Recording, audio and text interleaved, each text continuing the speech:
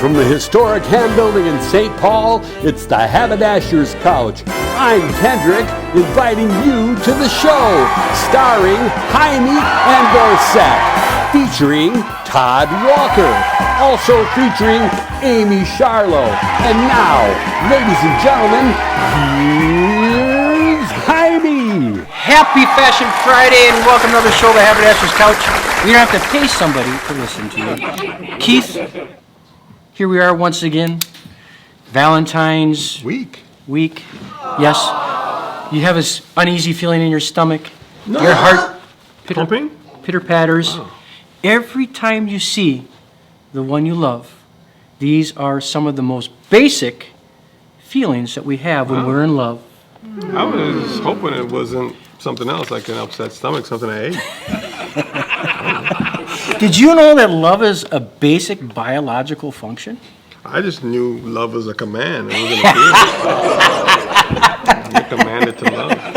Well, when we first are falling in love, you ever get that feeling where you can't, your heart's racing and you can't swallow? You ever? I am trying to figure out what the heck is going on with this Valentine's thing. People say chocolate, people say roses, people say, right? This is serious stuff. I have to figure it out. And because you're a lover, I need to know from you. It's easy. Huh? It's easy. It's easy. You have to think it. You have to think it. You have to think like this is easy. So, one of the things that's interesting about the activation, what happens in your brain when we fall in love, and then I understand that the longer, when it gets to a point where in our relationship with our loved ones, that when we identify them, it shifts. And what we do genetically is we start identifying with that person. It's the attachment is it attachment theory or something like that? Where all of a sudden the love is solidified, right? It is there. It is true. It is consistent. You think we want to sing? You're good. Anyway, I just wanted to cover just the basics, essentials of. I'm trying to figure it out, folks. Send me some tips. Valentine's Day, happy Valentine's Day, and we're going to move on. What's the tips? The tips about? Well, I was hoping that you would talk to me about blood flow. When you stand up too fast, you feel like you're gonna faint. I mean, you were going to give me some tips, but I evidently maybe I could use that in my favor when I do faint to my wife. I'd be like, "Oh, I fainted you." Oh, come on. So good to you two are so much in love. And I tell you what, thanks for sharing just a little bit about what it is I'm feeling about Valentine's Day, okay? And so we're going to move on to ties, folks. We're talking width of tie. Like, what is a thin tie? What is a wide tie? And why? Why does it always change? In the 1920s, we saw these extra wide ties. And then when the Beatles came around, right, we saw the pencil ties, right? But now we're kind of somewhere in between there, like 7.3 centimeters to 6 centimeters, whatever, folks. I'm just saying that what we want to do, Keith, is we want to, like we talked about eyeglasses, if you're a big-shouldered dude, right, probably going to want to go a little bit wider tie. If you're a little thinnish through the shoulders, you go a little bit more narrow. So it's personal, then also, I think from an aesthetic standpoint, a lot of that I look at movies, right? So it has such an influence on that decision. Right. Because sometimes even now I see bigger guys will want thin ties because it's on trend. Okay. So the technical side of it is not always why some people choose the ties. So could you say that also too, picking the width of that tie, if it is a personal preference, that we want to pay attention to the width of the lapel on the jacket. Yeah. Like if you got a thin lapel, it'd probably look better with that thinner tie. The wider lapel, I think, would look better with the wider tie. Personally, for me, it also depends on the knot I tie. So if it's a medium width tie, you can still get the same effect. Right. It's a good point. Instead of tying a full Windsor, one can do a half Windsor or a 4-in-hand and get elongated. I personally recommend from the shape of the jawline the face, the head, right? So fill out the proportions. Yeah. Okay. So if you have someone that has a little bit more of a rounder face and they're doing a thinner tie, looks like they're wearing a bowler. Right. So So if a big guy's gonna wear a thin tie, which I don't necessarily recommend, but then The proportion's a little off let's make sure we do something with the coat, the jacket. Yeah, but ultimately, I mean,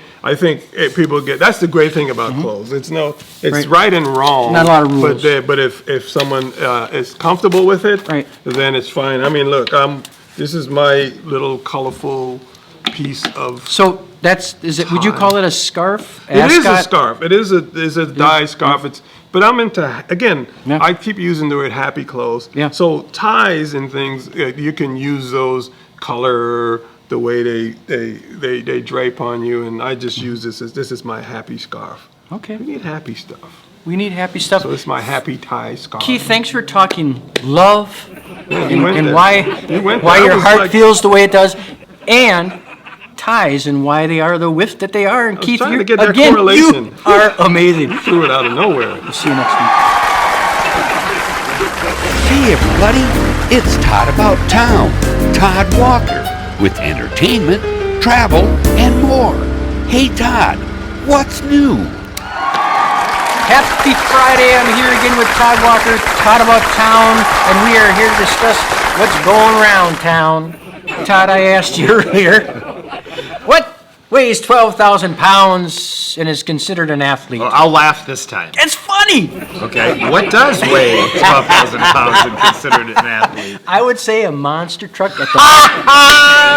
That is hysterical. I you tell should you do what, stand-up. That's not a bad suggestion. Yeah. Let's not have that be your opening I write my line. own stuff. Obviously. What's going on with Monster Jam? All right, You Monster going to this Jam thing? is happening downtown at the U.S. Bank Stadium. Tickets start at $20, go up to $125. The $125 Wait. gives you an earlier Slow down access just a in. little bit. $20 to $125. Because the $125 tickets give you an early access, and I think you can go down and check out some of the trucks. You know who the star of the show is? Gravedigger is like the celebrity. So when Gravedigger takes the field and does the jumping and does all this stuff, the kids go crazy for Gravedigger. Does he grunt a lot? And they think there's only one Gravedigger, but there are multiple Gravediggers. But he's the star of the show. And, I'm not a big monster truck guy, but I've been a number of times having to cover it in the mornings when the show isn't going on. And even when there's just like one car or one truck, man, it is just so loud in there. And they bring in so much sand and so much dirt. I just think, oh wow, to be able to do this, it's something. If you've never gone, I would go. It's going to be a lot like Winterfest down in Stillwater because we don't have any snow. I know. That leads us right into Winterfest. Okay, Winterfest is happening in Stillwater. I have to be honest with you, I don't really understand it. Well, but it's to enhance local business revenue. That's what it's Yeah. all about. But what happens? Just you buy food, you go, the shops are open, and there's music and Do they have festivities. activities? Sure. I think you need to go to it and tell us what it was like. And you're going to report back next week. Fine, and then I'm going to get with Jeff Foxworthy and have him write me some one-line. Oh yeah! All on this right, Jeff Foxworthy. Many people know him from a number of different things he's done, but the most recently, probably in television, was "Are You Smarter Than a Fifth Grader?" But I didn't realize how many Grammys he's had. He's written 26 books. Yeah. And he tells great jokes. Cool. And then Alice in Wonderland. And then, we didn't say where that is. It's at Mystic Lake, and it happens Saturday and Sunday. And tickets start at $49. Nice. That could be fun. Yeah. Alice in Wonderland. Alice in Wonderland is at the Children's Theater Company. Probably, I think, one of the theaters that does the best at entertaining their audiences. It's just the right amount of time because they do it for people with short attention spans like children or myself. And the stages are always just fantastic. The costuming and the set design. It's just a great place to go. I'm always trying to figure out what high tea is, but then, this is the most absurd tea party in history, right? Alice in Wonderland is a tea party. Yeah. Yeah. Yeah, so you've seen. I've never actually. I don't know if I've ever seen the play. Yeah. But I've certainly have know the story. I think David Lynch should do the next that's Alice in Wonderland movie. And then, of course, the Minnesota Wild play this weekend on Saturday at 4 o'clock at the XL Energy Center. Tickets start at $89, and I did not put what they went up to.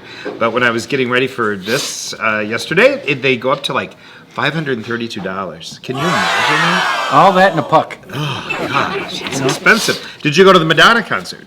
No, I heard that there was only 9,000 people in attendance, I believe, and that she started at 10:30. Yeah. I mean, good for her. Good for her and her energy. So I wondered, any background on the Grammy Awards? Did you watch the Grammy? I watched some of the Grammy Awards. I thought it was a really good show. Yeah, they put on a good show this year, and they had some headliners that. Yeah, unbelievable. And some interesting surprises. So I'm hoping they continue to improve some of the award shows because like Billie Eilish winning Song of the Year for Barbie. Right? Yeah. I told you I cried when I watched Barbie. You did? Did you like the show? Barbie? Yeah. Oh, absolutely. It was a metaphor for my relationship with my mom. Seriously. Really? That's what I found in it, yeah, which was pretty cool. Todd, thanks for coming down. You bet. We'll see you next week.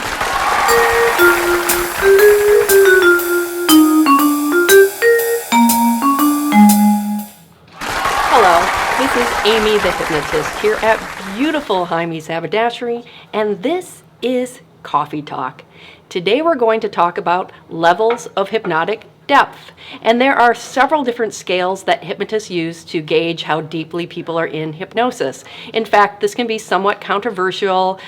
People really argue about it at hypnosis conventions, and there are many different ways to actually judge this. One of my favorites was invented by an American hypnotist called Harry Aarons, and it just has 6 levels. That's what I like about it. It's very simple, easy to use. First level is small muscle catalepsy. You can't move your eyes, like maybe not be able to open up your eyes. So small muscle catalepsy. Second level is large muscle catalepsy. You can't move your arm. You'll see maybe stage hypnotists using this.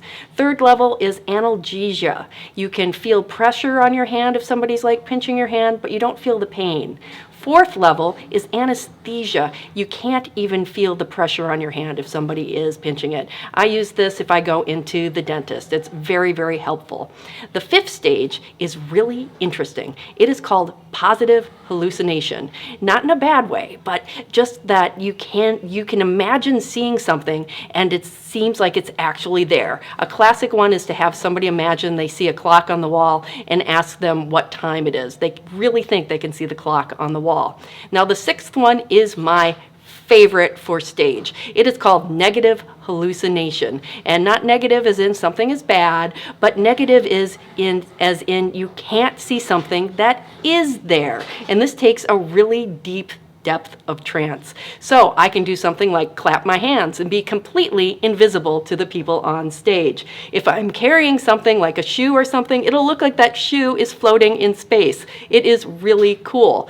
If I ask them to walk across the stage and there's a chair in the way and I make the chair invisible, they consciously cannot see the chair, but they will walk around it. That's because your limbic system can still see it even when you consciously can't. It is fascinating. So as you can see, these levels of hypnosis are important for a hypnotist to know so you can keep your people safe, you can help them meet their goals, and it's really a lot of fun. So that, my friends, is Coffee Talk.